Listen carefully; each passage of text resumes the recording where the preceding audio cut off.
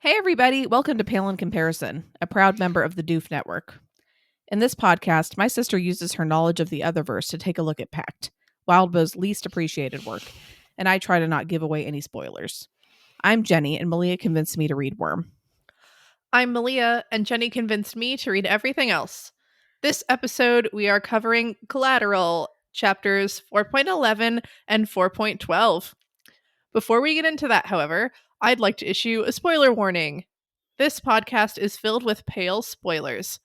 If you don't know the significance of the snake, the goat, and the wolf, and don't want us to tell you, stop now, read Pale, and come back to this podcast.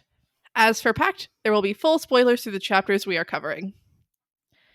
All right. Here's my summary that I'm going to read over. Blake is trapped in a tree by a specter and a large blind other. He uses Lammer to throw his voice, creating enough of a diversion to escape the tree. He runs into the child echo, Evan, who gives him some good advice to evade the hyena. Blake manages to hurt the hyena with some holly-contaminated bullets. Then Blake and Evan are targeted by a bunch of others that Blake has to fight. He and Evan escape through a very small tunnel. Blake manages to finally bind the hyena. Woo! Then he asks Evan if he wants to be his familiar, but then is surrounded and arrested by police. Okay, can I just say, y'all know that we kind of schedule things ahead of time, and we built up sort of a buffer, but then we recorded with our mom and just like did some other things, and so we haven't recorded in a few weeks, and I've been just like sitting on this, and Jenny is like close to having her baby, and I'm just like living in fear that I'm going to be able to read the next chapter, which is an interlude, and then read nothing else for like months. And I already sort of forgot things, and like rereading was very important for these chapters. And I'm just like, I can't be like, what happens?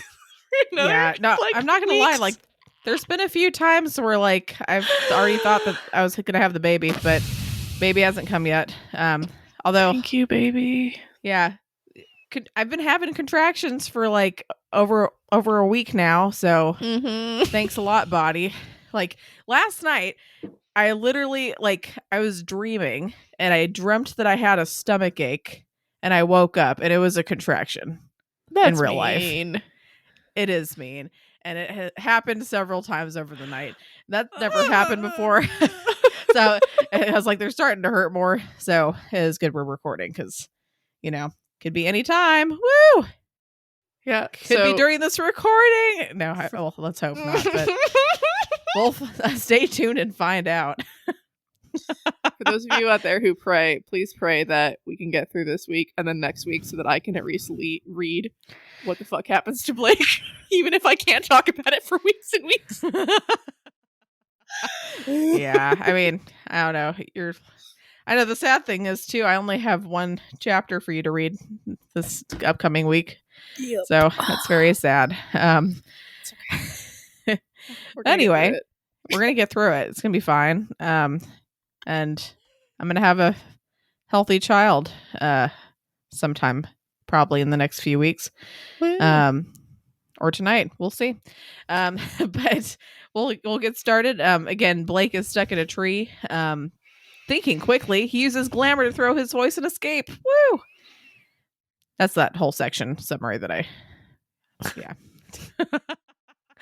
yeah. Blake continues to do solidly. I mean, like, Blake as a protagonist, like, fucks up a lot, but then also, like, I don't know. I'm not very good at, like, anticipating what's happening and guessing what characters are going to do. And so I often, like, don't understand what Blake's plans are. And I'm like, wow, that was really clever. And I mean, part of it is I think that, like, we're not privy to every moment of Blake's life. So like every thought that he has, because it's not very fun to be like, okay, this is exactly what I'm going to do. And then for it to just work out. Yeah. But like having it, like, not everything can be like a plan that is fucked up or whatever. I don't know. Like, I was impressed by his abilities. And his plan to catch the hyena and stuff, like, it all, like, works pretty well. But he also, like, gets super fucked up, which Blake. Yeah, that's like his thing. Yeah, the beginning of this chapter I found really hard to follow. It was like there's the Echo in like some sort of car accident who's like screaming about Day, and Day's like kind of an odd name to me. Like it was like throwing me off, and it was like, oh, my arm, oh, my leg, and like there's a big blind thing, and like blah, and then the pale things, which I in my mind were the fairy, but I don't think they were, because that came up a lot later than I had remembered when I was doing my reread, and I was just Mm. like, what is happening? And I'm bad with action scenes in general. In terms of like paying attention, I usually am just like, they will tell me the consequences of this fight at the end, so I don't have to, like, the exact ways this person is hurt will come up if they are important later. But I was really trying, but I was like, wait, what is happening? And I think the like this section does a really good job of like hyping up the tension and the like the terror that this Echo is feeling and making Blake feel, and like I really was like, oh, like you're in pain, and like you're in a tree, and like you're gonna die, and there's others coming, and you got to get this other to like stop yelling at you and making your leg hurt. And Yeah. the the arm thing is because the hyena ate its arm, so it's like it as an Echo is wrong because the legs are supposed to be hurt, not the arm. And like that I finally kind of clicked together, but I was just constantly like, what is going on? Also, Mhm. this Echo is real fucking annoying. It is really fucking annoying. Absolutely right. Yeah. Anyway, moving on. Blake. Oh wait, sorry. Take it I back. have like two questions about this Yes. section. Fuck. All right. Sorry. Don't cars actually blow up? Do cars blow up? Blake said cars don't really blow up after like car accidents. Like can't like the gas Not like catch on usually. fire and do stuff? Yeah, I think it has to be very specific like circumstances. But Okay. like it's I mean, if something were to happen with like the gas tank, as far as I'm aware, like it'll catch on fire first most of the time. And it'll still Okay, take yeah, a while to and it won't just be like explode. boom. Sure. Yeah. I think most of that is just action movies trying to be exciting. Like yeah, I most of the time, yeah, I don't think they tend to blow up. Right. And like being covered in fire is like also bad. Is that your second question? No. Yes. Just like in terms of why people need to get away from cars when they crash. Yes. Yeah. If a car crashes and there doesn't seem to be smoke or anything going on that seems like it's going to burst into flame, and there's someone that's hurt in the car, it's best to probably not touch them and leave them because you don't know what kind of injury they have. And you could, if they have some kind of a spinal injury, you could exacerbate it and potentially worsen it to get them out of the car. Cool. However, if obviously if their car's on fire, like it's better to have a paralyzed person than a dead, burned up person. Yeah. Sure. So it's kind of like risk versus, reward type of thing. But yeah, in general, if people who get into car accidents, you're probably going to be in shock. But if you get thrown out or whatever, try not to get up and move a bunch. Like try to stay still, even if you feel like you're fine, because you don't know what kind of injuries you have to your neck and your back and shit. And it's just, I mean, unless like there's no help coming and you kind of have to move. But ideally, gonna want to keep that person there. That goes for a lot of types of injuries. But anywho, cool beans. What's your second question? Question 2 is like, so he's like, these stab wounds aren't real, and I'm like, cool, got it, check. And then he's like, also this adrenaline that is flooding my body isn't real, and I'm like, wait, if you're feeling a bunch of stab wounds, wouldn't there still just be adrenaline that floods through your body? Like his mind is experiencing these stab wounds, so wouldn't his mind be like, fuck, and like, like I get that it like Probably. it kind of hypes the tension later, right? For when it's like the fairy and he's like, these were like real wounds, unlike before. Like it's setting like a baseline of like this is scary and bad, and then like hyping it up. But just that line, I was kind of like, how do you like how the fuck do you know that's not real adrenaline? And isn't it probably real adrenaline? At least mixed in there. I I would think like this is speculation here, but I'm thinking, especially him living on the streets and stuff and being like attacked and stuff by people, he has a good feeling about what like real adrenaline If feels like to come on like after getting injured and stuff. So I'm sure you're right. I mean, he's in a situation where you kind of have to have some adrenaline because it's like fucked up. But I'm guessing if it came on real suddenly, like the stab wounds, Hmm. then maybe he's like, okay, the adrenaline that normally would be attributed to like being hurt is obviously coming from this specter. I feel like it could be either way, but I see what he's saying. I feel like it's valid, Okay. but I mean, he's I definitely mean, I guess got maybe some he's emphasizing that this is also what what the what they Echo were had going been through. experiencing. Yeah. Yeah, that's how I And took he's it. being affected by it. Yeah. Yeah, that's kind of what I took it as. Cool. All right, sweet. Next part, Blake encounters Evan, the boy Echo, who gives him some pretty great advice in order to get away from the hyena. Evan. He's so cute. And like kind of creepy, and then he turns into just like straight up cute. He's pretty awesome. Yeah, I fall for all the things because when Blake was like, "Are you the hyena?" I was like, "Oh God!" And then I was like, "No, he would have what? Like, why wouldn't he have just attacked him?" But like for a second, the whole like, "You're the only thing that isn't horrifyingly mangled out here," like got me. And like, ooh, because he keeps being like, "Oh, the hyena's so tricky and tricking people into like coming here and dying," and maybe this boy is like tricking people into coming here and dying because it wants me to go in the water, which is freezing. And it's Yeah. like, God damn it, Blake. I guess it's good to ask yourself those questions. That's true. When Evan talked to him about or told him like going through the stream, did that make sense to you after knowing what we know about goblins? Yeah, I don't know if it like definitely clicked in my mind the first time. When he said wade in the water, I like instantly was like, yeah, do it. Like, yeah, do it. Yeah, go. But it wasn't necessarily like I wasn't like the second read through, I was like thinking more about because I think even Blake is like, well, this is a goblin, but I guess this still works. And I was like, Blake, no, this is a goblin and that's why it works. Like, what are you talking about? Either that or I misread that. But I started thinking about like Liberty and the bridge and her goblins and how she had to throw the thing in to make the water gross for them to be able to cross or whatever. When Liberty and America were fighting the trio. Yeah. And I was just like, yeah, of course. That makes sense. Yeah, they made that water gross as hell. Yeah, that was nasty. Anyway, but yeah, like Evan being like, wade in the water like 8 times, I was very much like, yes, do it. Whereas like through the squeeze, like later was harder for me. I was like, I kind of get that there's like a tunnel thing, but like where? Whereas like wade in the water, it's like, yep, it's right there. Yeah, go to it. It's right there. And my shoes are wet. Blah blah blah blah blah. Yeah, that's rough.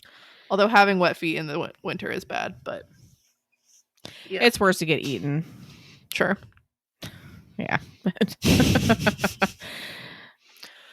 I thought it was interesting that Blake didn't seem to know that song because I mean I don't think they necessarily sing that in our churches, and I mean I guess like I'm American or whatever, but that just like I instantly like started singing the song to myself, and Blake didn't seem to recognize it, and I'm wondering if that's like a common Canadian thing where like people wouldn't necessarily know that song or what.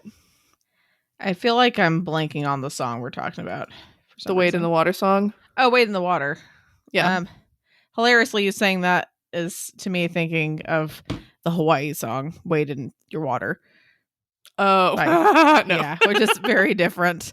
And I still feel like I'd have to look up the church song because I think because that other song is the first one that like pops into my head and drowns out everything else. You want me to sing it? Hey, it's up to you. I could cut it out. It's a lot lower for me, so it's hard for me. But wade in the water, Wade in the water, children, wade Definitely in not. the water. God's gonna trouble the water. Really? Yeah, I've never heard that in my life. Oh, weird. I don't know why. I just thought everyone knew it. JK. Yeah, never heard that before in my life.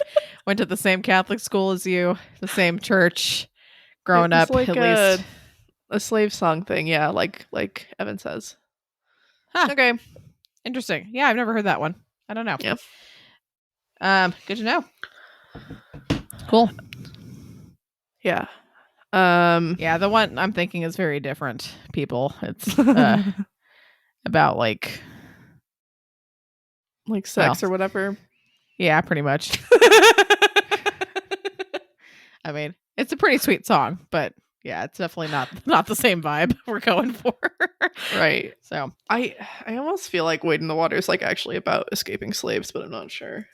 I'm gonna take your word on that, but I mean that makes sense. Yeah, Songs of the Underground Railroad.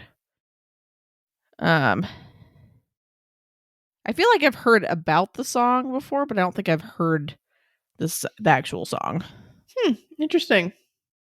Yeah, because it does sound familiar. So yeah, it's basically Also, like the slaves leaving Egypt is like maybe a thing that's related to, but those two narratives are very similar. That I haven't obviously. heard of, but I have heard of this song now that we're talking about. I haven't heard it, but basically Cool. like a way to tell escaping slaves to get off the trail and into the water to make sure the dogs couldn't sniff out their trail. So makes sense. Yeah. All right. Let me see here.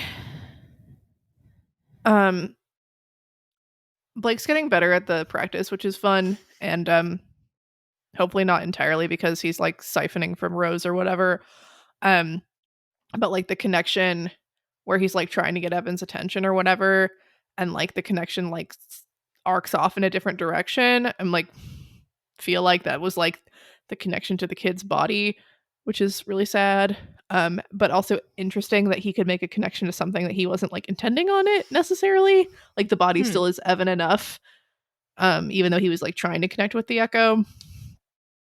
Yeah. And just like the fact that he was able to like figure like, oh, okay, so the only spirits here are the ones the hyena has like cultivated and like fucked up or whatever. And so all the others that I'm dealing with like are all bells and tripwires, I think he described it as, which reminded me of Raphael and made me a little sad. But it was interesting thinking about like the power that the hyena had over this area and like that sort of like pinging system where every time something finds him, like it means that the hyena, like something worse can find him, was like really interesting. Where did Evan find chicken wire? Shoot. And he like hauls it up into the tree and makes a little house thing. Like Evan's cool. He's awesome, man. Oh, maybe it was like the fence thing for like the rabbits or whatever the fuck that was. Maybe that was it. Oh, maybe. That it was like similar to that. Because I was like, where did you find chicken wire? Oh, that poor little kid. You know.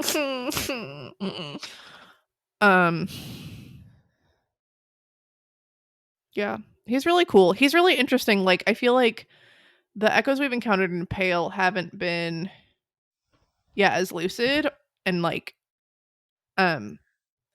vestiges like Rose are like more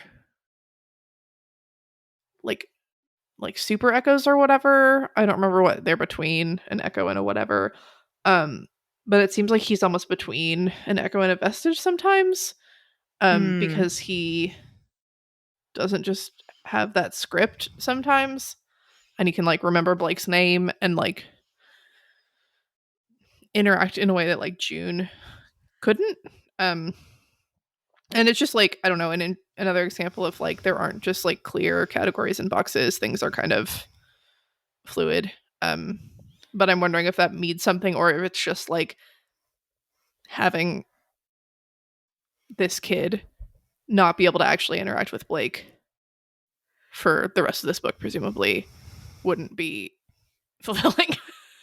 Well, I mean, like, yeah, I feel like it's pretty obvious, yeah, just from the way Evans uh talks to Blake throughout. Like, he's definitely not your average Echo. Um, but I feel like, doesn't Blake say that, like, more towards the end, like, that it seems like, his actual soul's kind of there too. Yeah, he does say that thing about like the afterlife and how he's like, oh, it seems like maybe whatever is supposed to like lead you on was scared off by the hyena, so maybe more of you is like here and intact or something. Yeah. Yeah, like maybe that he's actually more ghost than Echo, which is interesting. Or like something, I don't know. Maybe. I mean, I know what you're saying, but pretty sure in this universe, Ghost and Echo are the same thing. But I mean, I know what you're saying in terms of the soul and all that, but I don't know if that's something In that's terms common of enough. right, well, like the Echo is like an imprint on the world of like a very strong emotion and very like Yeah. intense event, right? Yeah. Whereas like a ghost to me isn't, when I think about a ghost, I think of like, yeah, the entire soul of a dead person. Um, Not just like an event. And maybe they're like really fixated on or obsessed with like certain things, but it's not like it is that person. It's not. I feel like, I mean, I could be wrong here, but like, I think the ghost, when you're saying, when I think of a ghost, that's thinking of traditional ghosts that we know about that are not in this other verse, though.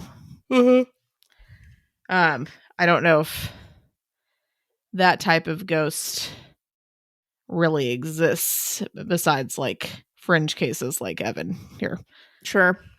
Like, I think generally when they are talking about ghosts, they are talking about echoes. Right. Because like when something dies, it leaves Yeah. usually. That's what my impression was, at least. That's fair. That seems right. Um, but I'm thinking about it. Maybe Evan is more like a vestige because there's more of him here or something. I don't know. Like Roses and Echo, she's like, there's more. Yeah. I don't know. But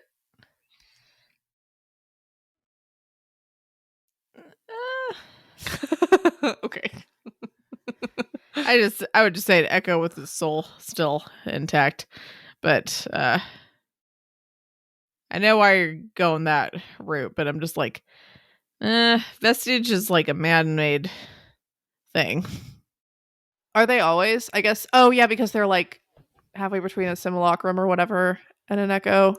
That's interesting. Yeah. So I don't think that's quite right, but Cool. you know. Yeah, Evan's real cute and interesting, and I'm excited for more Evan. Mm-hmm.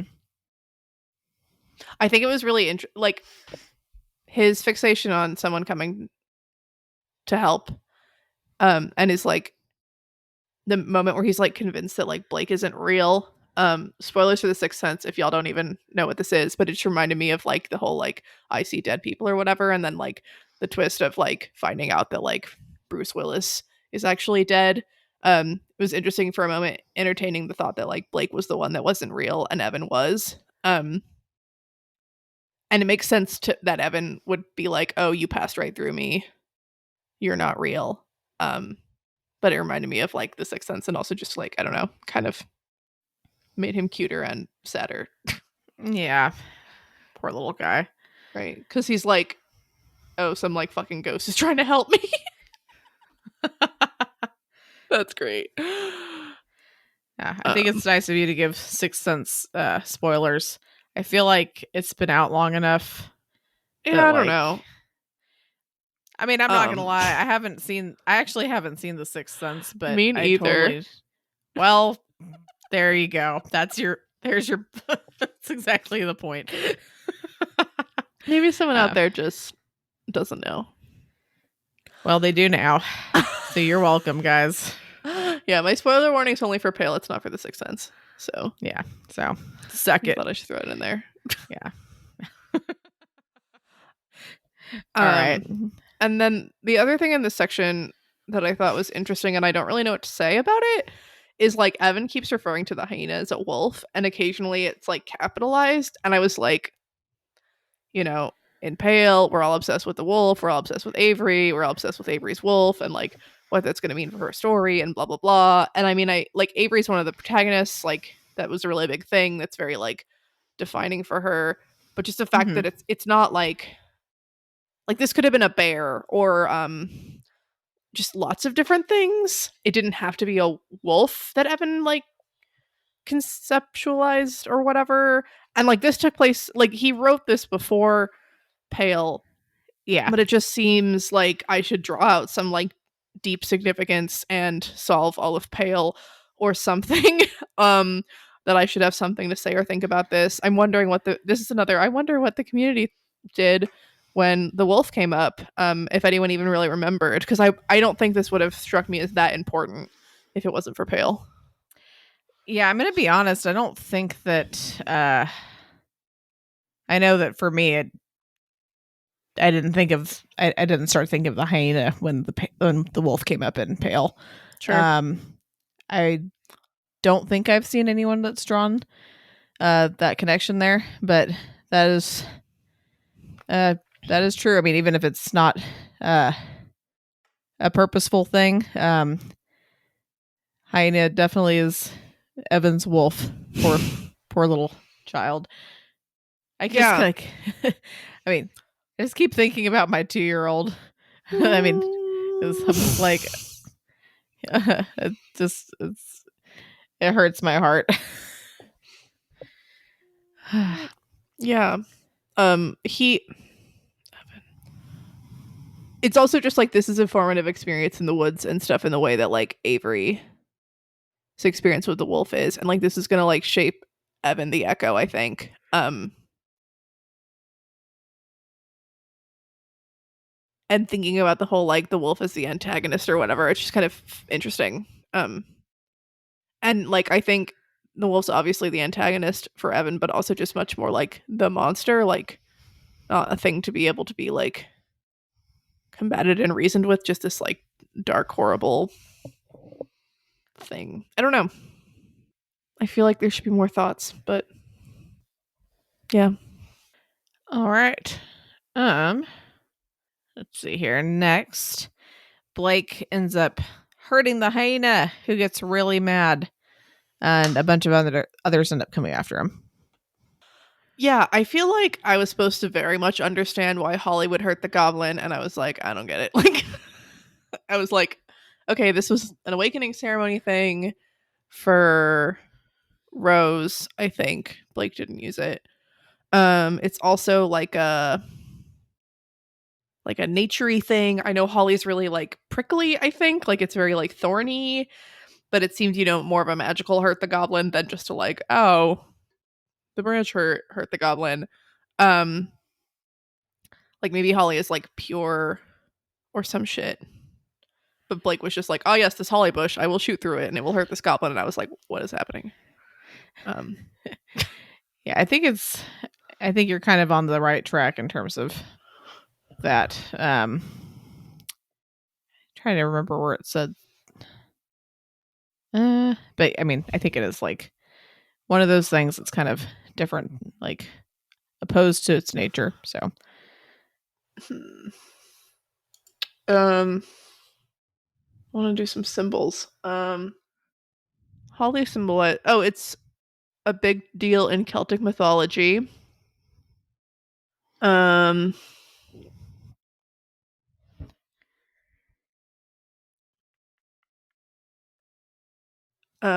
Celtic chieftains used to wear holly trees for like good luck. Or like wreaths. And it would protect newborn babies from harm. and it's a big Christian thing. We like adopted it. Apparently the leaves that are like sharp and stabby represent the crown of thorns, and the berries represent Christ's blood. Uh, and it's evergreen, which is like eternal life, which is like all pretty hardcore. Um, I feel like Blake was more drawing on the Celtic-y things, maybe, but like not really sacrifice and stuff. Although apparently the druids were also like, yeah, eternal life, fertility. Cool. It also reminds me, like one of my favorite Christmas songs is "The Holly and the Ivy." So when I see Holly, I get happy because it's a good song. It's always about Christmas. This podcast is just about Christmas. Yeah. I don't even know if I know that song. Yeah, I learned it. I learned it in I lived in Houston for a year with my friend, and I went to mass with her, and she was in the choir, so I joined, and so that's how I learned it. It's really pretty. Oh, sweet. Yeah. All right. It was pretty funny when Blake called it a little goblin, because I don't know if Blake knows enough about goblins to understand like how deeply that would piss off this goblin. With the whole like size being like an indicator of your status and strength and Yeah. everything. I was just like, that's funny. There are a couple things like that where like later when the goblin turns into, its goblin weapon, the sword or whatever, like I didn't expect that. I wasn't certain that like every time a goblin is bound it turns into a weapon, but it sort of maybe seems that way. And I don't know if the goblin like it seems like Blake was kind of expecting it, but I didn't know Blake knew enough about goblins to know that would happen. Yeah. I don't know. Maybe he's learned more than I thought he did. I think that Blake is really trying to like seem like a badass in front of like he feels like such an action hero in this chapter or these chapters, and like he feels like he's like kind of like showing off for Evan or whatever. Like at one point he's like I said, kiddo, help already came. And the kid's like, what a line. Right. And the kids and like, what's the worst case scenario? And Blake's like, he runs. And Evan's like, what are you talking about? Like, don't we want him to run? Isn't that good? And Blake's like, not when you're hunting him. And I'm just like, oh my God. Like, this is so amazing. And like kind of badass, but also what are you doing? Oh, I love it. I feel like there's something to that though. Like even if he was totally bullshitting, which I mean, hopefully he's not totally bullshitting because gainsay it, but Right. like, if you're trying to take care of like a little kid or something and be brave for them, it kind of helps your bravery as well. Right. Right. Like he said later, like, I think that having someone to kind of like help and protect and like things like that, like he feels so many like affectionate, like paternalistic or whatever like feelings and impulses in this chapter, and I do think it kind of bolsters him like having someone to be strong for or whatever. Yeah. Like again, the lines are like kind of funny, but like also like kind of badass and like kind of great, and so it's just like Blake. It's funny. And Evan seems to enjoy it, except he doesn't believe him until Blake finds him. So yeah. So the 4.12 starts off, and Blake's like, Americans always talk about miles, and they never talk about distance unless they're like super urban or time. Yes, sorry. Never talk about time.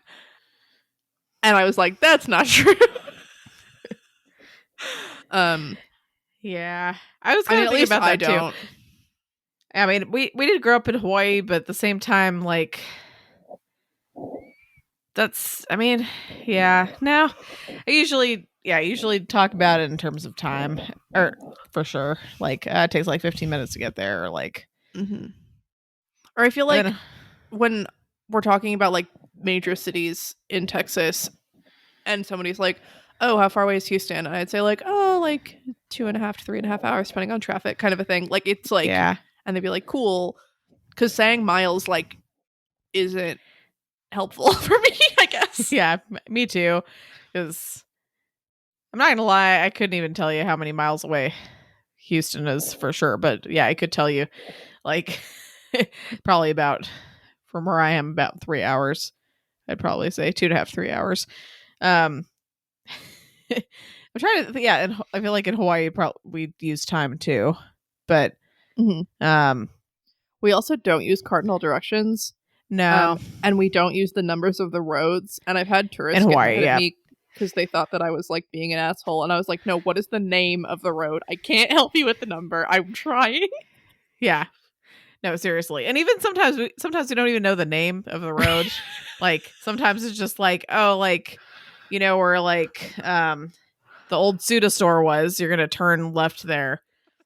And Malia knows what I'm talking about. Yep. And I mean, if you've moved there in the last like 5 years, you're not gonna have a clue don't know what I'm talking about, because that store closed like 15 years ago or something. Yeah. But yeah, exactly. Or like, hey, you know, we're like the old like, I guess it's in Azeka's Plaza, but like, you know, where like Azeka's Ribs used to be, like so right over there, you know, or all that kind of stuff, you know. Yeah, it's very landmark related, and also like sometimes we'll use like Mauka and Makai. So like Mauka meaning like toward the mountain and Makai meaning like toward the ocean, because that actually like really helps. It really helps because there's always Same a mountain, like, and there's always the ocean, and you can always tell. Exactly. Same with like windward and leeward side. That's very helpful as well. Like if you're if you're a tourist and you're like, hey, I'm trying to find like, I don't even know what the fuck some of those, because we have interstates in Hawaii, which makes a lot of sense. On Oahu. Yeah, but I think Maui technically it's interstate, isn't it? What? Like I don't think so. Like Pi'ilani Highway. No, I think it's I could be wrong, but let me see. But yeah, I know that. I thought it was just the H's. You might be right, but I know it has an actual like highway name, which it does have a highway number. Yeah, which like I have no idea what the hell that is.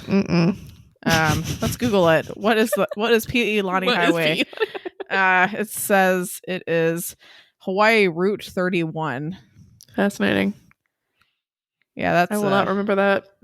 Yeah, if you went to Hawaii, it'd be like, hey, like, how do I get to Route 31? People be like, are you high? Like, what's wrong with you? We don't know what you're talking about. Yeah. Pro tips for visiting Hawaii. People know H1, H2, H3 or whatever if you're on Oahu, but I don't think we know the numbers for any other road. Yeah, I think you're right. Yeah, Highway 31. Just like, what a weird little name. It's Pi'ilani, people. Just get it right. Jeez. I think they renamed Mokulele to like Memorial something bullshit. Yeah, they did. I saw that. I was like, why? Why? Yeah. Like, it's Mokulele Highway. Freaking people. Like, yeah.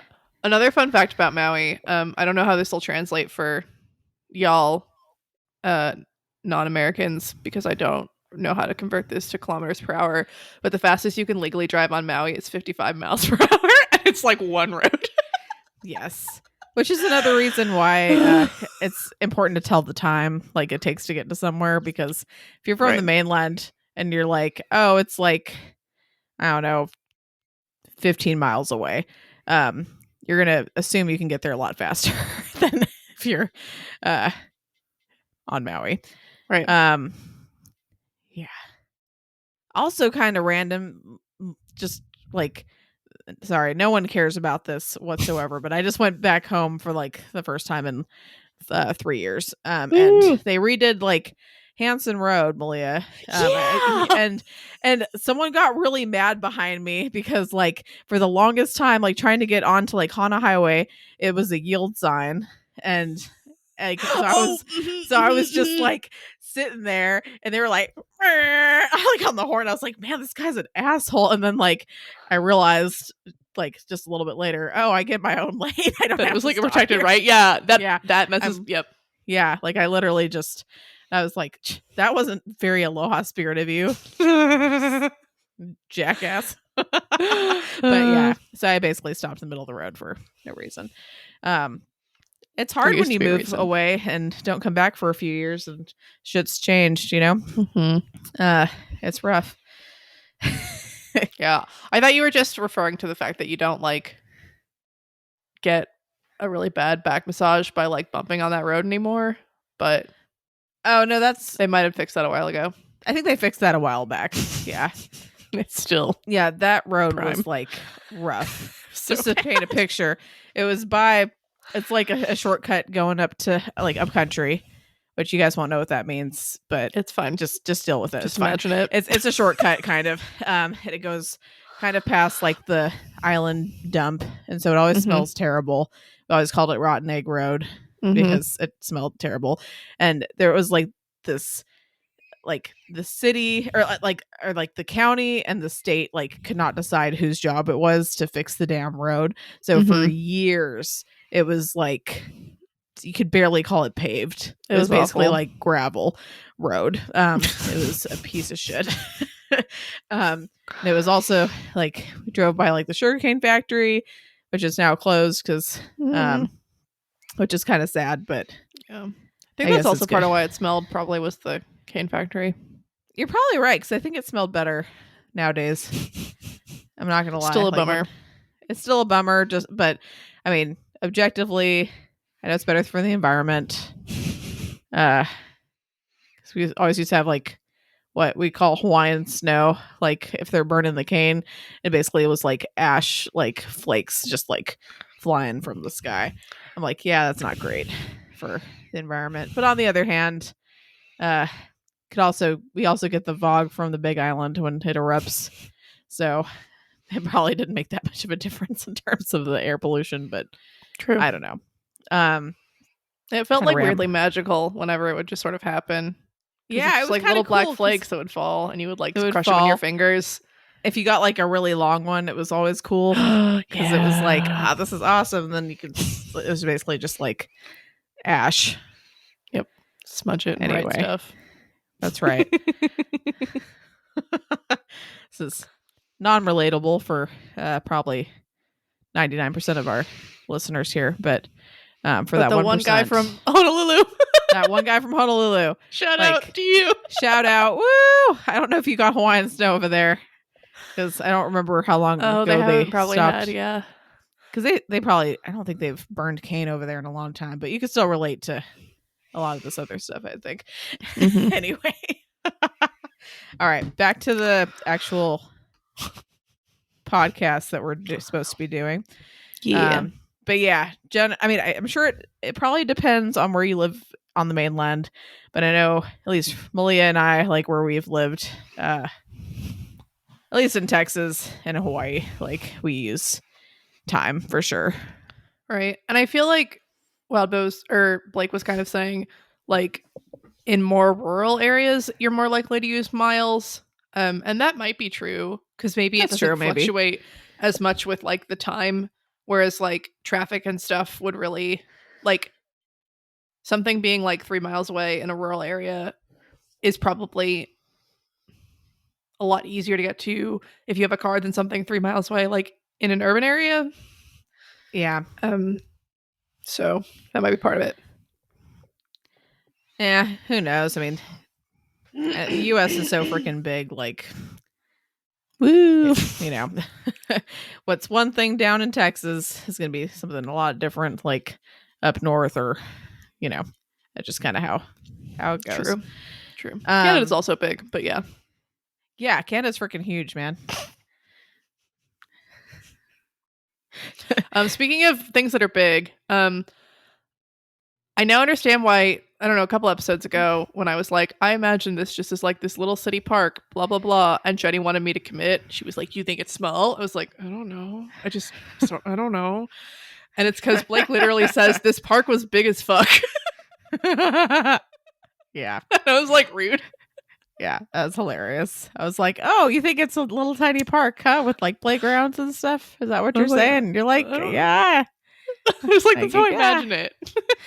I'm like, all right. Yeah. The fairy are scary. Blake learned some important lessons about glamour. It's nice that the fae fight each other and not Blake. Yeah, that was some good thinking. Yeah. And then the eye contact other, that was a lot. The whole like thought that if you happen to catch this other's eye and you were driving, you would just like snap your neck. And I was like, that's too much. Does it kind of give you vibes of like the and Ward that Blindside. stranger? Yeah. Yeah. I think Blindside. Blindside. Yeah, it's like the opposite. Right. That's really fascinating. It's a pretty interesting thought. Mhm. Definitely. The fact that his hand couldn't get in the way was like really neat, I guess. Yeah. Yeah. And he somehow escaped. So Yeah, good job, the Blake. squeeze, which I loved that. Like, I'm pretty sure that like Blake never says the word tunnel, and I think that's just like really fun because, like, yeah, it's some sort of tunnel, but he's just like the squeeze, and it like. I think I realized this before Blake did, but the fact that Evan calls it the squeeze, which means that like for a grown man, like this is going to be so much worse. Yeah. Yeah, I don't know. Wildbow's really good at tension. Like interjecting small comedic moments and just I don't know. These were great. Yeah, he's a pretty damn good author. Yes. Not gonna lie. All right. So after escaping again, Blake and Evan get a small break. Evan inadvertently clues Blake into what's going on with Rose. Yeah. I didn't guess this, as all of you knew. When Jenny was like, "What's Pose doing?" and I was like, "I don't know. Like, why is Pose so excited? I don't know." And this makes sense. I think part of it was like this almost solidified for me the fact that like Rose is feeding off of Blake or whatever, because I feel like we kind of understood that like it almost felt to me that there was a little bit more of a two-way connection, because like Blake would get energized and Rose would be kind of down, and then Rose would be energized and Blake would be kind of down. I didn't quite get the like, yeah, she is feeding off of you explicitly thing. Yeah. And I feel like maybe if that had been like something I understood more, or maybe it had been drawn out a little bit explicitly earlier, I might have got the whole like I reverse the things or whatever, but I didn't. So that's fun. Yeah. Yeah, so that's scary, and I don't know how we're going to deal with that, but maybe dealing with Pose or being like, hey, fucking stop it or something will help. Or maybe talking to like a Bahame, not a Bahame, a Duchamp, because connections, like the connection is twisted, but I can't imagine any of them who'd be like, yeah. Yeah, it's like I'm sure they'll be real gung-ho to help him out. Like, hey, like my yeah, my mirror buddy is going kind of weak and I don't know how to fix it. Would you help her? Yeah. It's probably not happening, but probably not. But you never know. Yeah. We'll find out. Yes. I thought it was really cute how he introduces June to Evan here. Shout out to Snowdrop's Tiny Fan for doing a back to pact that I could listen to. I got really excited when you all were like, we're keeping pace with Pale in Comparison or whatever, and I was like, I can listen. I thought it was interesting. Delightful. That was that whole episode was just so good. Yeah.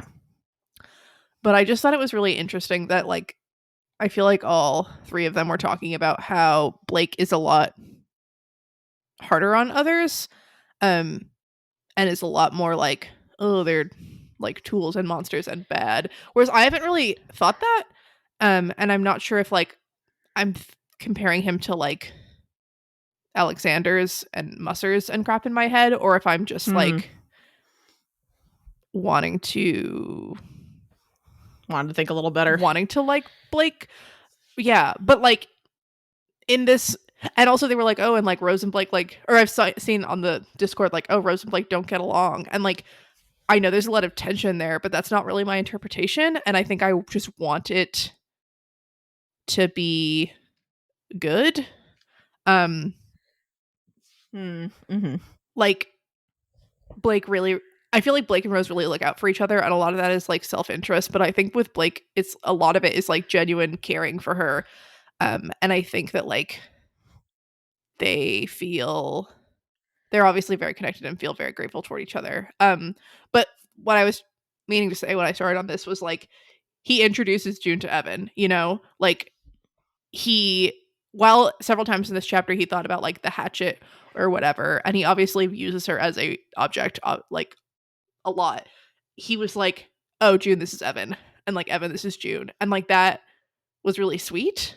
Um, I I just feel like he's better than the average practitioner probably. And I feel like he's Mm-hmm. better than like Rose maybe, except again Rose is an other, and I feel like that puts her into a different mindset. Like when she thinks about it and recognizes that sometimes she's more aware of it or whatever. Yeah. I It also seems like Blake has like kind of an affinity for echoes. And it might just be like, you know, in Jacob's Bell, it was like echoes are the only thing accessible to you as like an other or a power source or anything. Yeah. And here it's like this dude eats echoes alive or whatever. But there could have been a little other child or something in here potentially. There potentially could have been some sort of unmarred other thing, but it is an echo, and that's interesting that we keep coming around to these. Mm-hmm. There is an argument that like Blake is An echo. no, Blake is like the most. Blake gets on the best with the others that are the most similar to humans, in that like these are representations of humans, or impressions of humans or whatever. Mm-hmm. But I don't remember him like treating Dick Swizzle like shit or whatever. So I don't know. Do you have thoughts? How do you think Blake is with others, if you could talk about it without being spoilery? I feel like to this point, I mean, I feel like he has had a lot of bad interactions with others, like in terms of like, I know, or like Snowdrop's Shiny Fan and all them when they were talking about like the pizza, like pretending to torture a pizza guy to death and all that just to fuck with them. Right. And like I would have found that super fucking terrifying if I hadn't read Pale. And having read Pale, it was kind of like, ha. Like, what assholes? Not like, holy fuck. Well, I mean, the first time I was reading that, before you realize it's a joke, then you hopefully would still think that's terrifying because you're assuming they're torturing an actual pizza guy. Well, I think I knew that they couldn't, you know? Like, I was confused. I was like, is that a real pizza guy? What's going on? But like, there was a part of me that was like, they can't actually be doing this. Yeah. Like, I knew enough of the rules of innocence to know that. I mean, I'm not from where they were at the house and stuff in public, even though it was later, you're probably right. But like, look at the milkmaid. Those were innocents that she targeted. That's true. Like, innocence doesn't necessarily protect you from others. That's true.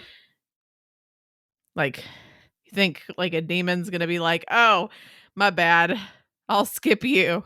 I'll go over to the, like, you know, the next person. Yeah, I didn't understand demons at the time. Yeah, and I don't remember if we got to the milkmaid part at that either. point. Yeah, but yeah, Pact is definitely making me more scared of others than I've been since like the first 2 chapters of Pale, where I was like, oh god, scary, and then I was like, no, they're not scary. Yeah, I mean, just like there's just a variety, right? And especially Blake with his karma, he's gonna get the worst of them because they're not gonna really be one to treat him real nicely, you know. Anyway, I'm going to move on. Blake ends up trapping the hyena with a noose of chain and a holly branch binding circle and successfully binds them. Yay! This trap was great. I don't know. I was impressed. Like I wasn't really sure what was happening with the circle, and I wasn't really sure. I mean, I was just like, what's gonna happen? So the first time I kind of was speeding through it. But yeah, I don't know. I was impressed that it worked really well. And he's like, yes, Evan, you see, like humans have evolved to hunt the big things because we can do all these cool things. And it was kind of like another weird badass moment, but also like I think he's trying to like talk himself up and, you know, hey, like I can do this. Like I'm a human. I was built for this. Which was, yeah, I don't know. It was cool. But then it was also just like, he's like, I'm going to go find some others to let them torture you. And I'm like, yeah, Blake, don't leave the big monster. Just bind him and move on. Like, Yeah. don't Yeah. let better be the enemy of the good. Exactly. Like, I mean, he did need the like, I'm gonna let them come torture you to help convince him to be bound. yeah. But yeah. Yeah. I thought it was fun that the goblin weapon was like prickly or whatever, and it's like, yeah, this was a very reluctant binding. Like that was, I liked that the goblin's like, oh fuck you, like manifested in the sword. Yeah, kind of interesting. Yeah, but I don't remember if Maggie mentioned goblin weapons or what, but I feel like he wasn't at all surprised by this, and he was just like, oh yeah, like gotta go get the sword out of the tree. Because when I was reading it, I was like, why is there a sword? And then I was like, oh, that's the goblin. Oh, okay, yeah, goblin weapons, got it. Whereas Blake was just like, yep, there's a sword now. Like, I feel like he should have been like, what is this? Is it safe? Is it bound? What's going on? Trying to remember with Dick Swizzle if like, yeah, if she explained anything with that.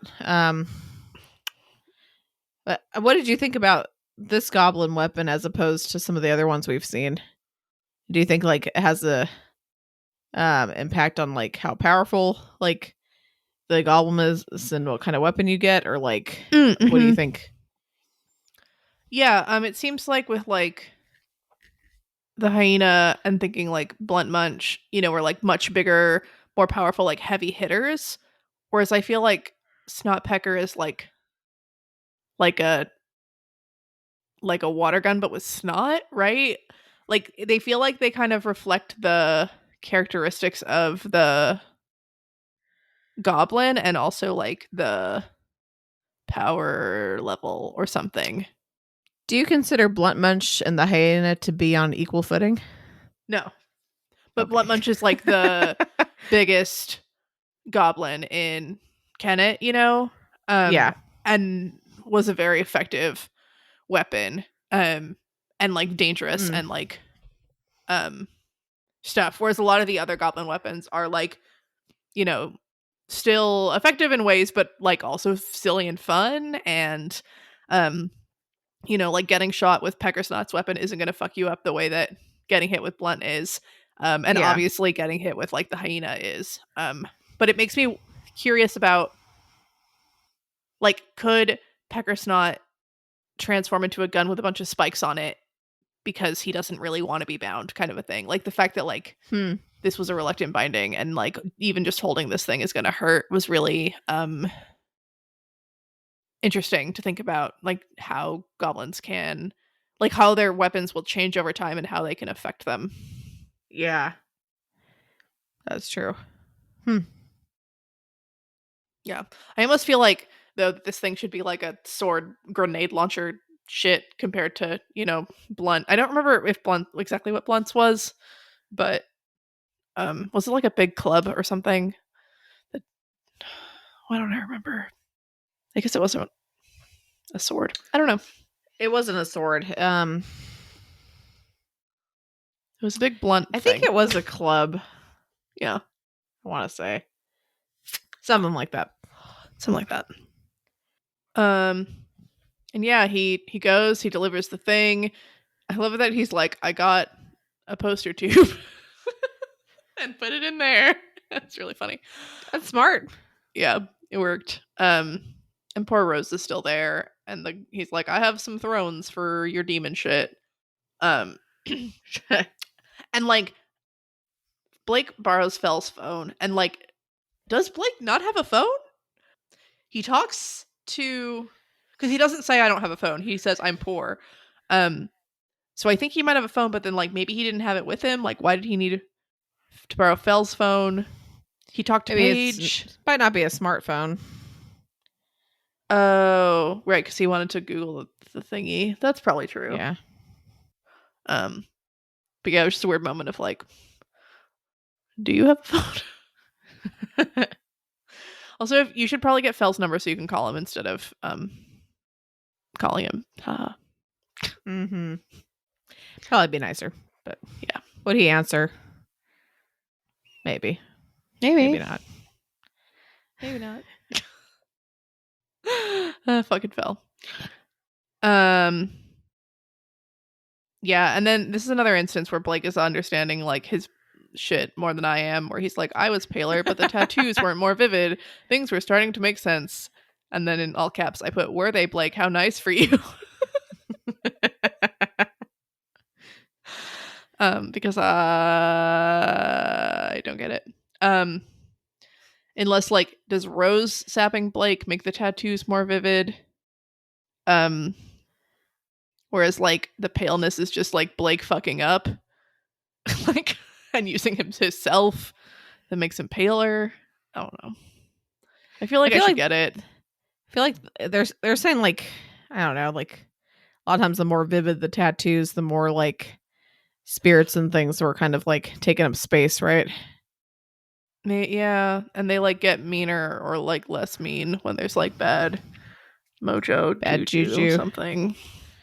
Yeah, maybe. On to the last but not least part. Blake ends up finding Evan's body. He leads Evan there, offers him the choice of moving on to the afterlife or becoming his familiar. Then the Toronto PD are huge cock blockers and surround Blake and arrest him. So, thanks, I want to say, you using the term cock blockers to describe this makes me very uncomfortable. I mean, tell me that's not accurate, though. It's not accurate. They're not about to have sex. Okay, come on. You're telling me you don't understand the context Evan of that. is a child. Are you fucking kidding me? You don't understand the context of I that. understand. You're I feel like you might just have to suck it up a little bit and understand what I'm trying to say. Because like they do interrupt the moment and prevent their lovely union as practitioner familiar. Why'd you have to bring the child into this? I wasn't even thinking that. You said cock blockers! Again, what does a child have to do with that? Like, it's literally like we're about to see like this awesome, like, to see what choice he was gonna make. The suspense is there, and they come right in and fucking like interrupt shit. Sure. I mean, it's possible that there's a really wonderful equivalent term for that I just could not think of. I can't think of it at the moment, so it's yeah. Not to mention, we just recorded the discussion question about pickup lines, right? Which funny enough, I think is going in this episode, so we didn't have to do it. Oh, that's hilarious. Well, we did it in opposite order, guys. Woo! But I mean, yeah, uncomfortable or not, in my opinion, it is an accurate description of what happened. Because, like, I mean, did it bother you every time Clock Blocker came in the story? No, because of his name. The best, and I ship him and Taylor forever, and I don't even care. I feel like I love Clock Blocker so much. I mean, I do too, but I have heard people shipping him and Taylor. I don't think they would have necessarily been the best couple. That's fascinating. But I feel they had like so much better chemistry than Taylor and Brian. Oh, undoubtedly.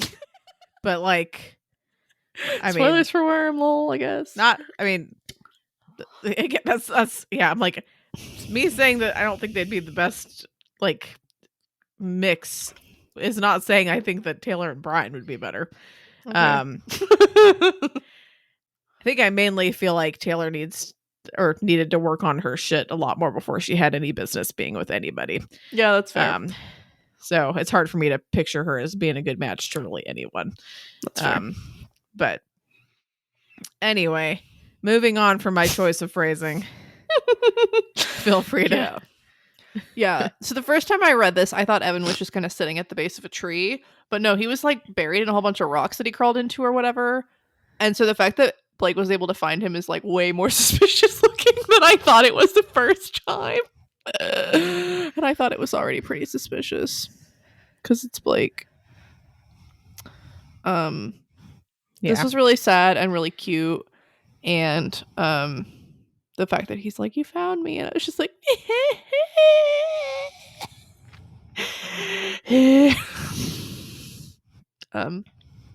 I'm glad Blake went back to do this, and I'm also just like really sad. And this surprised me, the whole like be my familiar, because I kept being like, what about Rose? But like this is really cute and perfect, and I like the idea of like Blake being able to look after someone sort of, but also like having been, you know, a child running around on the streets trying to protect himself. The escape routes, the moving faster, the fact that this is an other who actually seems willing to interact with Blake. I'm wondering what the demon stuff will like do to Evan and whatever. He doesn't seem to have noticed or commented about it on Blake, and I'm not sure what's up with that. But I'm wondering if yeah, I definitely wanted to see your thoughts more on the familiar bit, because you were really, really fucking gung ho about like, ask Rose already, you bastard. I just wanted it to be brought up. It didn't need to happen. I just wanted it to be voiced. I wanted it to be put out there in the universe so that we could say like, no, this is stupid, and I could like move on. Because every time they were like, we need an other who's willing to like bond with you forever, and it's like, she's already bonded to you forever, like, let's go. And I get the whole like, they don't have like, that wouldn't necessarily help with a power source and stuff, like that wouldn't necessarily like boost power or whatever, but I just wanted the story to be like, here's an option that we're going to dismiss so that we can all move on. But yeah, I think this is really cute and I really like it. Yeah, I hope he says yes. Because I don't think we're done with Evan. I don't think we're done with like, hi, be my familiar, and then just like never see him again. So yeah, also fuck the police, because my god, this is so annoying. And it's also just like, I was like, oh, like they don't have proof that Blake killed this boy, and then it's like, well, there's a corpse right there. Yeah, there's like a corpse that Blake was able to find, and it's hidden in these rocks, and he's like covered in like blood and scrapes and bullshit, and he has the worst karma that you can get without being forsworn. So yeah, it's pretty bad. They obviously think he killed him. Like, I just fuck. And why did the police find him, and how did the police find him? I guess like all the like wards keeping people away from this area broke when the Hyena's bound, and then like all the shit, and like, god, this sucks. And I don't even get to find out what happens next week because it's an interlude. Yeah. Sorry, bruh. That sucks. Okay. All right. How did you like these chapters, I guess, overall? Yeah, they were good. So I probably have mentioned action's not really like my thing or whatever, but I really appreciate the way the suspension was building up. I appreciated like Blake's cleverness, and just like the way we get to know Evan was really fun. All the little puzzles that were there. I thought this was a really satisfying like conclusion to the Hyena, and because I was thinking like, okay, this is a really long arc for this story, but we're not going to get through all the 3 thingies. But we've gotten through but we did get through more than one, and that feels weird. But this like, we get through the 2 easier-ish ones, ask someone to be our familiar, and then like possibly get arrested is a real good like, you know. Yeah. way to end this arc. I'm kind of assuming the next arc is going to be like dealing with the police and then dealing with the Splinter, and like Evan. I don't know if it's like I feel like we're gonna see a familiar ritual next arc with Evan, but that might not be the best prediction, but I'm gonna say it. I'm saying it. I said it. Okay. All right. So are you skipping ahead to bold and specific prediction then? No, we can. I'll come up with more stuff to say probably. All right. Better think quick. All right. So our pale in comparison section. Kind of like this one of these that you wrote down about. I think it'd be fun to compare. You're saying Blake is saying a bunch of like badass stuff to look really cool for Evan. It would be kind of fun to compare that to Avery saying her awesome anime lines and being cheesy and badass at the same time. Yeah. They're both real good. And they both like very much work sometimes and very much don't. I wonder like because Blake seems to be channeling like Indiana Jones to me. Like I feel like he's channeling like action star. And like with Avery, like does Avery watch anime? It's like never come up, but like she should. Like I mean, she would love it, I feel like. yeah. Because I Sorry, feel like Scott. her lines are a bit cheesier than Blake's. Yeah. In like I mean, the anime way. I'm sure that there are some action movies that are like pretty damn cheesy as well. True. But yeah, I feel like Or like superhero-y. Like Avery's a little bit more superhero-y, like announcing your move, like throwing the thing, whereas Blake's like, I'm here to save you, and like I was just we're thinking hunting Pokemon. it. Yeah. So, Yeah. Pokemon. That is pretty anime. Charizard, flamethrower now. Woo! I love Avery so much. Yeah, she's back to like my official favorite. Verona's pissing me off, but it's fine. I mean, I Is think she? it's just like Verona like so the latest chapter was like her really talking with Jeremy, and that was really nice. Because I was very worried about and not feeling great about the way she was like her and Jeremy's relationship, because I think I like assumed a lot about her leading him on and whatever. I've been much more in like a Jeremy situation before than anything like what Verona's experiencing. But like seeing them actually talk about it and interact, like if Jeremy is like blindsided by this, like this is completely and totally his fault. She's being super upfront with him. She repeatedly asks and like checks in. She's explicitly like, you're gonna leave me someday because like you're not going to be satisfied with this because like I am not changing. Like this is what I want and like whatever. I am very glad that Jeremy wasn't like, yeah, let's have sex like today because I don't think Verona's in the right headspace for it. Yeah, that would have been a questionable choice. Yeah, to say the least. And I still think that Jeremy maybe is like harboring some hope and shit, but like that's very much on Jeremy to deal with now. So that I was like, yeah, this is really good and I'm really happy. I'm really proud of her. But then on the flip side with her like, oh, I have to like just pretend that I'm fine and go back with my dad because I have to stay in Kennet, was just like awful, and I hated it. And at the end when she's like, I'm just gonna make a domain right now except I can't because then people can come get the furs, and I was just like, oh my god, like I need you to deal with your shit better. And I know that like that's very easy for me to say because I'm not you and I'm not experiencing this, but and I just wondering like if Avery had been upfront with these people by now, would it have made this worse for Verona or better? Like would it have made her be like, oh, I definitely can't leave because I can't leave Lucy alone, or be like, oh well, I'm mad at Lucy now anyway, so lol, bye, or whatever. Like it's not my fault for leaving. I don't know. Ugh.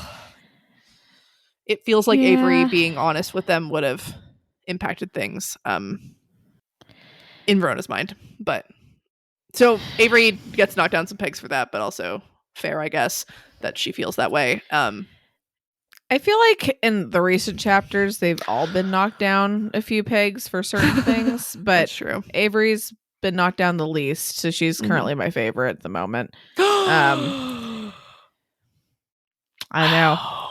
Oh matching favorites. crazy. What happened to Lucy? Tell me about what you're Oh, mad no. at her. I mean, I still fucking love Lucy, but like, she hasn't really been. I just really like, I love Lucy. Sorry. Anyway. But she hasn't really been handling the stuff with Verona and Jeremy that well. Yeah. And I can relate more to her in terms of that. But then Verona, but at the same time, like, yeah, you gotta talk to your friend. Don't be trying to invite the guy that likes her onto like a date, especially if you're saying you're fucking concerned about how it's gonna fuck with his head and stuff. Yeah. That's a really good way to fuck with his head even more. That was kind of, I mean, I can get where she's coming from in terms of wanting your best friend to, go on dates and join you with stuff. Not the way to do it. No. Really good way to put Verona in an extra shitty situation. And get Jeremy's hopes up even more. Yeah. Speaking of, I do like what she said in this last chapter where, I mean, like, obviously Lucy and Verona need to, like, stop having all this super stressful shit and then also need to, like, sit down and really talk about this. But I think that the talk with John really helped her. And when she was like, hey, I'm sorry, like, I was putting a lot of shit on this that, like, doesn't actually have to do with Jeremy, and I'm sorry. And Verona was like, oh, okay. Like, that was a good moment that I liked. That was good. Yeah. It is very frustrating seeing Verona just, like, refuse to deal with anything. It's like, I understand you have to process things, but, like, holy fuck. Like, you need to have a little bit of communication. Right. I think I also just don't relate to her as much, which is why I'm, like, more angry with her. Like, I'm having a harder time understanding the feeling of, like, not wanting people to save her and wanting to, like, not wanting to be seen as, like, weak all the time, and then not wanting to be seen as, like, too strong and too scary. And those have totally been things for Verona, where she had, like, a super huge meltdown, and also she hates seeing her dad does that, constantly, and she hates seeing that, and that's part of why she bottles things up. And then she also, like, made this decision about Bristow, and it led to, like, this big traumatic thing happening, and, like, so she's both, like, very powerful and scary, and also, like, sometimes not as strong. And I don't know, like, it, like, makes sense, but I'm pissed about it. But on the other hand, they have 3 days, and maybe they don't have time for Verona to, like, have the, like, emotional breakdown that she might need to process this. But she was doing better, and it just sucks that she's, like, backslid so much or something. Yeah, it does suck. Yeah, I mean, it's probably the worst time to be having to deal with her dad's stuff. And of course, now it's, like, the time that she has to deal with it. And yeah, I'm just, like, I feel like I wish she would communicate better. I feel like that would help a lot of things, including like her having, like, crazy ideas like that. Because I'm like, again, yeah, it might work, but, like, if you're gonna have really good ideas like that, you have to be able to kind of self-regulate a bit and like reel yourself back and kind of look at, like, what are the like, because I feel like she's good at thinking of, like, ways that she, like, certain things could work in her favor. But I feel like in terms of, like, she was saying, I'm, like, 99% sure if we did it this way, then we'd win, even if it was, like, a really shitty way. But I feel like she's not so good at looking at all the worst case scenarios of everything that might happen when she implements those decisions. Partially because she's probably really good at making them really quickly. But I'm like, if you're going to make choices like that, you got to think of the worst case scenarios, what's going to happen, and if that's worth it, and you have to own that. And that's a little frustrating for me too, but I feel like you, she probably is the kind of tier I relate to the least. So it's easier for me to feel a little more harshly, I think, towards her, just because I don't relate to her quite as much. Still like her quite a bit, but totally, for sure. Anyway, so that was just a little bit of a dive into our thoughts into the most recent Pale chapter that we read. So intense. It's a good story, guys. Scott, You God should damn it, read Scott. it. Yeah. Fucking. Anyway. All right, Malia. I hope you've thought of some stuff. Otherwise, it's going to be repeating the same thing. But what are your bold and specific prediction or predictions for this chapter for this week? So I wrote down, Evan will become Blake's familiar, parentheses, lame, right? So I'm not sure if this is a bold prediction at this point, but I felt like it was specific. I feel like adding in the like next arc makes it bolder and more likely to be wrong. Okay, sorry, you inhaled and I thought maybe you had something to say. No, I just breathe sometimes, you know. It's audible. Okay. And then I put down Evan becoming Blake's familiar will not affect Rose. But then like maybe it will. I'm really kind of struggling with this because they're like the same person, but they also like are not the same person. And I mean they have this strong connection, but then like you know, Rose had the voice and Blake doesn't. And like I feel like maybe they're like Blake's making this agreement, not Rose, but then like Rose lying impacts Blake's practice. So I'm not really sure. I feel like I can't really make this an actual prediction because I'm kind of like, it will or will not affect Rose. Yeah, it's not very bold or specific, but no. hmm. I'm trying to think about Rose. I feel like we got to deal with Rose soon. She's got to come back. She's still got to get out of the mirror world for reals. Which means she has to get unbound by conquest, presumably, or she's just like, if she's just bound by conquest for the rest of the story, that's nuts. I feel like, I don't know, I don't see Blake successfully overthrowing the Lord of Toronto and shit, and then moving on back to Jacob's Bell, where like the real crazy shit happens. Like that just like doesn't seem realistic. Yes, realism. Like just how is like, oh, I mean, I could see like maybe like producing some instability, like, you know, I'm like the demons are gonna like, or demon related things are gonna like fuck some stuff up probably, but I don't see Toronto like being like resolved. I see him just kind of like being able to leave and go back to Jacob's Bell for some reason, but then like why is he going to? Maybe he's chased there or like something really bad happens, like the time bubble stops and like Barbatorum gets out and he has to go deal with it. Or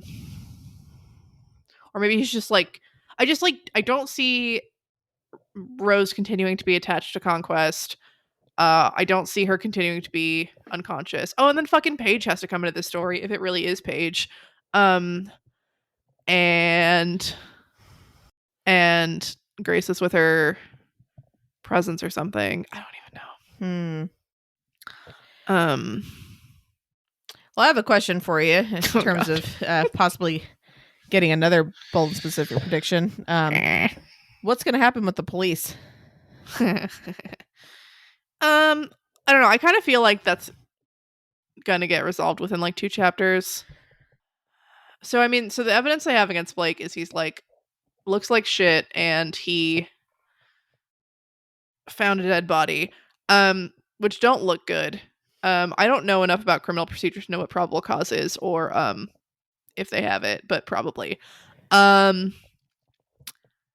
He's also like the Toronto police is looking for him because he's like a missing person or whatever, if Paige can be trusted to be telling the truth about that. So that maybe like fucks things up a little bit. Maybe Paige comes to get Blake and post bail. There's a bold and specific prediction. Paige is going to come bail Blake out of jail. I love it. That's wonderful. Or maybe Joel, but I don't know. I don't want Joel to keep. I don't know. No, we'll go with Paige. You said Paige. We're gonna go with Paige. All right. Sounds like a plan. I had one really good, very wrong, bold and specific prediction at the beginning of the story, and I just feel like the rest of them are just. It's not happening. It's fine. You know, if in doubt, just try to be bold and specific and wrong. You know. Yeah. That's fine. You're just gonna go bail Blake out of jail. All right, I love it. All right, it's time for this week's or last week's discussion question, which was a delight. Basically asked, what are your best pickup/breakup lines? We're going to start with Arborinus, which I don't know if that's pronounced correctly or not, but we're going to go with it. This is very cute. They were saying the best pickup line that they've ever managed was not Otherverse related, which makes sense because that would be kind of unusual. But it used connections in a fun way. They once, on a whim, told an acquaintance, whenever you look at the moon, think of me. It turned out she really liked the moon. She started sending him or them or her, I don't know, started sending them angry texts about how they ruined her favorite celestial body anytime she saw the thing. And they just had their 3rd anniversary. Now, whenever they look at the moon, they think of her. That's so which is very cute. sweet. Oh, I love it. Beleg Tall says, in the spirit of Pale, sending someone cat photos are the best pickup line. Which dog photos would work better for me, but I'm a dog person. But that's fair. Bird photos would work better for my boyfriend because he's a birder. Although he probably wouldn't be like, you're hitting on me. He'd probably be like, let's identify the exact fucking species that you sent me. And then he'd tell you facts about them and you'd be like, cool. Like, this is more information than I wanted right now. Mm-hmm. All right. We got Mr. Catfish. They were saying that hilariously, they can't write any real pickup lines, so they give us some put down lines. Sons, are you an angel? Because I'm struggling to stand in your presence. Damn. Are your pants warded from augury? Because I can't see myself inside of them. So good. Okay. And then last but not least, when is a fairy not a fairy? When he's in your bed and he's a goblin. Oh, geez. Okay, I'm so not going to Captain... explain. I was Anyway, going to say, ahead. I don't really get that, but that's fine. That's fine. It's all right. Don't think about it too hard. Just keep going. Okay. Captain Rhino's pickup lines are, oh, you're a real person. I mistook you for an incarnation of beauty. Smooth. Roses are red, violets are blue. If I killed a god and divided up its power into usable pieces, I'd share some with you. Then they suggest some how an actual practitioner relationship starts, which would be, I think it would be advantageous to both our families if we got married. What do your parents think? Which Yeah. I hate. And a fun put down line, what's your source of power? It feels like there's a really strong connection blocker repulsing me from you. That's a good one. All right, this next one, my tallest. This is Worm and Ward spoilers. So if you haven't read it, either turn this off now, or I would just. It's short. You're fine. Yeah, just like skip like a few seconds. You're gonna be fine. All right, is your last name Vasil? Because I'm suddenly in love with you. Or Vasil. I don't remember Word and Worm. Ward. Fuck. Worm and Ward. I gotta admit, I don't remember what this is. If I'm not mistaken, I believe Heartbreaker's last name. And all the bad, fucked up kids, unfortunately. Bad. Good but bad. Yes. Cool. Mirth Strike's addition to this tomfoolery is, that's a nice looking implement. I bet it would look even better on the floor of my domain. Which is just so great because, like, implements aren't like, it's not necessarily clothes, and it's just so obviously like that one pickup line, and it's just like so fucking funny. Yes. I love it. I should have mentioned at the start, there were a lot, like a fuckload of pickup lines, guys. Yeah, y'all I mean, did it good. was great. I couldn't put them all in. I still put a lot in here, but if I'm missing your pickup line, I apologize. There was a lot. All right. Anyway, next we have Clawford. who gives us these 3 lovely ones. First one is, are you a hangmaiden? Because I feel like you've caught me in your web. Then, are you a host? Because I wouldn't mind slipping inside you. Oh god, that's so uncomfortable. Of course it is. That's so fucking uncomfortable. Yeah. Okay. Well, go back and look at the fairy one that you didn't get and look I'm not gonna think about it. I'm not thinking about it. All right. Last but not least, is that your implement in your pocket, or are you just happy to see me? Stell Hexes is, are you a shamanistic diagram? Because your figure has curves in exactly the right places. So stupid. It's great. The silent one wants to ask, hey, are you an other? Because I'd like to bind you to my bed. Nope. Some of these are like, haha, that's great. And some of these are like, haha, that's great. But also, if someone said that, that's a super red flag. I mean, unless you're uncertain. Of course. Most of these, like, okay. Yeah. Okay. And then we come to, you get to read these because it's your turn, Malia, but I'm so Elliot, blessed. aka Pickup Line Master. Yeah, so these were all amazing, and I'm gonna try not to laugh while I'm speaking. And these aren't all of them. Like there were more of them. I just like could not put them all in because there were a fuckload of them. Yeah, but so they were all great.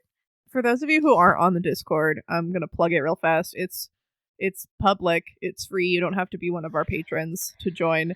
And sometimes you get shit like Elliot just dropping like incredible tons of just like fucking gold, you know, like yeah, they're so good. Okay, it's like I just have to say, like he mentioned, I think somewhere because we were talking about some of the bad pickup lines that we've gotten like in real life and stuff, and I think he said something along the lines of suddenly glad I've never been hit on. And like, dude, no wonder you haven't been hit on, because everyone would be too fucking intimidated by these lines. They're not gonna want to, no one can compete with this. Yeah, they're gonna be too ashamed. Like, there's no way anyone's gonna be able to like compete with this. So if you're wondering why, that's the reason. So yeah, I feel like we've built these up a lot, but I feel like they're still gonna live up to our hype. They're still great. I mean, and I'm just impressed because he like just kept coming up with them over and over and over, and I'm like, man, a lot more clever than I am with this. Anyway, all right, without further ado, damn girl, are you from the paths? Because I'm lost in those eyes. That's pretty good. Are you a fairy? Because you're beautiful, and I don't care what games you play with me. Which, nope, still care. Okay. I like this next one. This one's so good. Are you a Thorburn? Because I feel like I'm about to get cosmically screwed. Yeah. Okay, I think this next one's my favorite. I can't. Okay. If I pretend to be an other, do you think you and I can get familiar? It's just so clever in every way. So good. The thing that I'm loving about these is like they're not just like slight variations of pickup, like of cliche pickup lines. Like that one is just like so fucking good. It's just fucking good. Yeah. Oh, this one's kind of sweet. Are you a chronomancer? Because the whole world stands still every time I look at you. Oh, okay. I like this last one too. It's pretty good. Hey there, I've got this locket of glamour and no one to share it with. So why don't you come with me, and tonight we can be whatever we want it to be. So good. Pretty good. All right, and then last but not least, we were blessed enough to have Wildbow chime in with a couple of them. First one, which is the most what the fuck one, is, let's cut to the chase. We go to your place, pick 10 goblin names out of a hat, do that, then I go home. Which is inspired by an apparently real pickup line that he had heard. Not used on him, but thankfully not used on him, but someone was trying to pitch to him that this was like a great line. Him and a bunch of impressionable youths around a campfire. to use this line because it works on the ladies. I don't know what kind of ladies this guy was talking to, but it would not have worked on me, and I would have tried to get the hell away as fast as I could. But the real line was, "Let's cut to the chase. We go to your place. I'll go down on you, masturbate politely, and go home." I really like to masturbate politely. Like, what is that supposed to mean? I just, like, what would be impolitely? And yeah, I don't know. I mean, I love it. We don't know who this man is to ask him these burning questions, so I guess we'll never know. But Wildbow also adds these two other lovely lines. Are you an enchantress? Because I think I can see a connection happening. And then, last but not least, are you the abyss? Because I think I could lose myself in your dark recesses. So Thanks. That makes me blush. I don't know what to do. Yeah. Well, I mean, yeah. I feel like if anyone actually, I guess as a disclaimer, don't use these lines on real people. You know, I mean, some of them might work fine. Like the enchantress one's fine. That one's kind of nice. The abyss one, sorry guys. Yeah, don't use that on a real person. I mean, I feel like I shouldn't have to say this, but just in case. If you do, let us know how it goes. Yes, if you do, please let us know how it goes. You have to, because otherwise that's not even fair. We've given you these lines. If you're using them in the real world, you need to give us an update. Because for real. All right. Thank you all for your wonderful contributions to this discussion question. Almost makes me want to do something similar in the future if we can think of a way to do it. But I mean, we might just have to savor the moment and just recognize that this was a great. This was a beautiful thing. It's a beautiful thing. Yeah, sometimes you can't recreate it. You just have to savor it and realize that this is the good shit. So thanks, guys. Yes. Okay. For this week's discussion question, it's not the best discussion question, but it's what I thought of just now. So, because we were talking and bitching about, how we use time to communicate distance. What is your preferred method of communicating distance? And possibly, if you want to come up with a fun way to communicate distance that you think is superior, go for it. Yeah, or direction. Or direction. I don't know if this is going to spoil some of y'all's ideas, but I've heard of a group of people somewhere that have a very, very strong sense of direction because they don't use the words right and left. They don't use subjective means of direction. Everything is cardinal.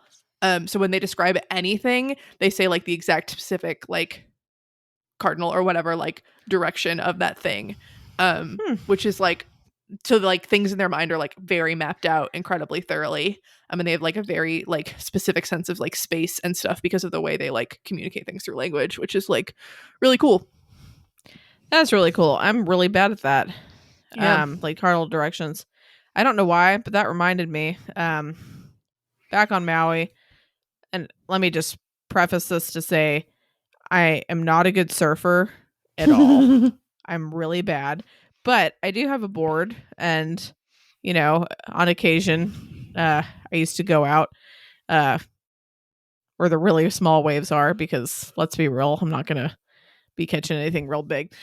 But people, I mean, before all our phones were waterproof and shit like that, you wouldn't really bring anything out.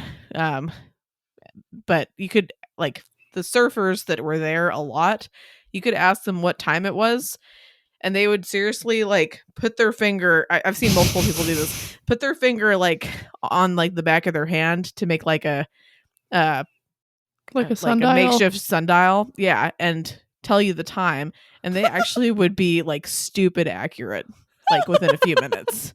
Like, oh, it's 10:45, and then like if I went back and checked, like, you know, it was right around that time.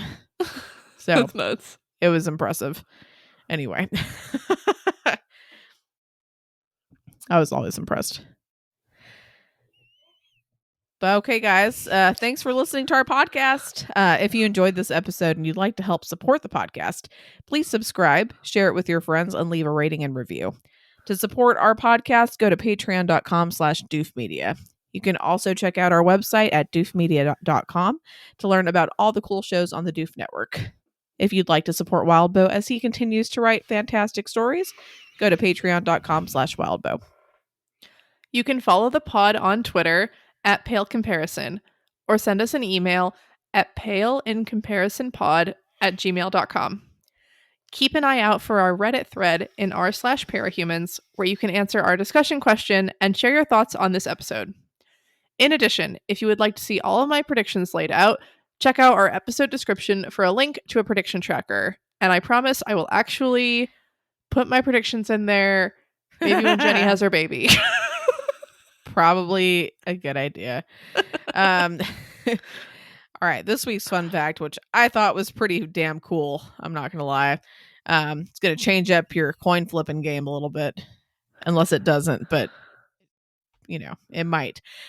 So when flipping a coin, most people think it's 50-50 odds to come up heads or tails.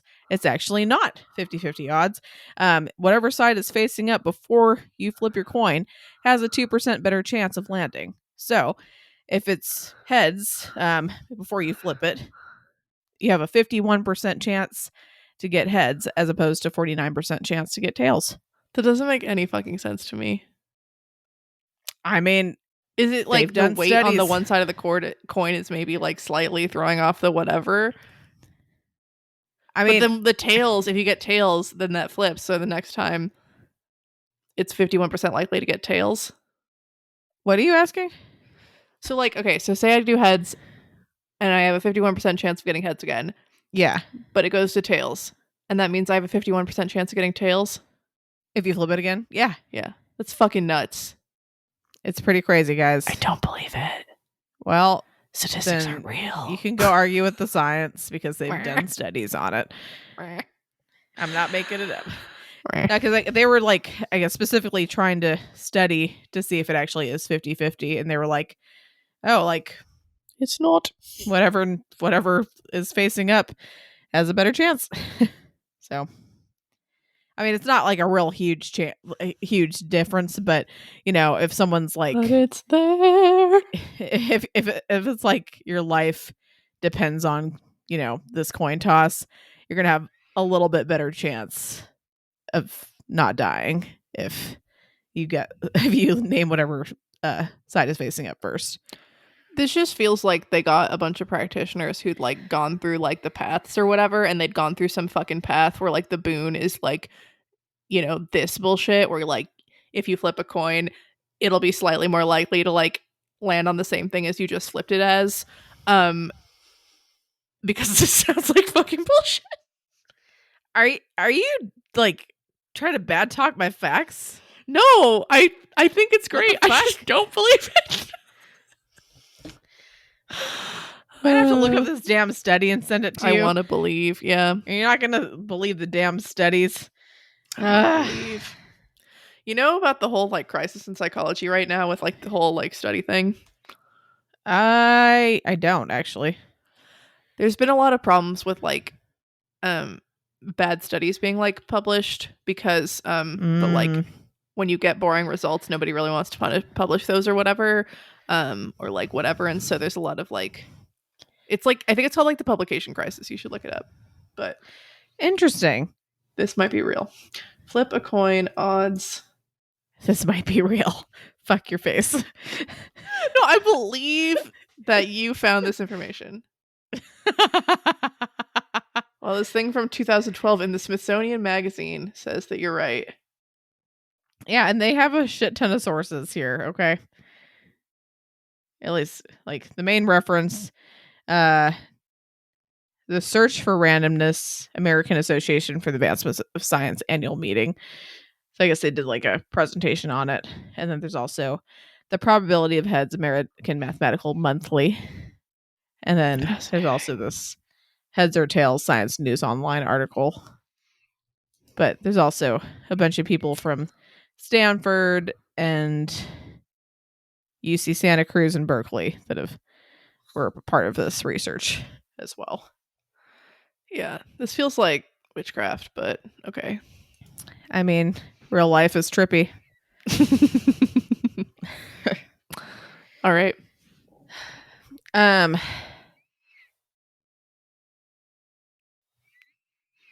don't know, you talking about the studies issues reminds me of that whole like NASA study a while back that was really, really wrong. Did I talk to you about that? I don't think so. I was taking at the time a scientific it was like a scientific research writing course or something that I unfortunately have not retained basically anything from.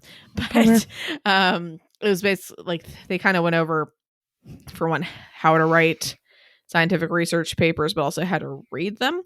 And one of them that they went over at the time was relatively new study that had come out that was published by NASA, which you'd think would be really a good source. But this was like the stupidest fucking study. And it was basically, they were saying that they had found arsenic-based life forms, which that does sound familiar. Yeah, ring a bell. Yeah, and it would have been really huge if they had done things properly. So from what I can recall, if I remember this correctly, basically like their field was like contaminated, and it was like there's a piece of arsenic that was like stuck onto the back of like an actual like life form. Carbon-based life form. Yeah. And they hadn't got it like peer reviewed, I think, before they like published it, or it was just it was a hot mess of a study. That